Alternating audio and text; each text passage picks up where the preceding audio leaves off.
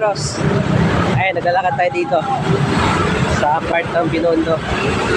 Ayan po ang Chinese Park. Ayan. At dito naman yung pinaka-old Savory. Ayan. Pinaka-umpisa ng Savory. Ayan, bandang Jones Bridge. Jones Bridge yan. Yan ang mga dinadayo pag tuwing gabi. Magandang ilaw dyan.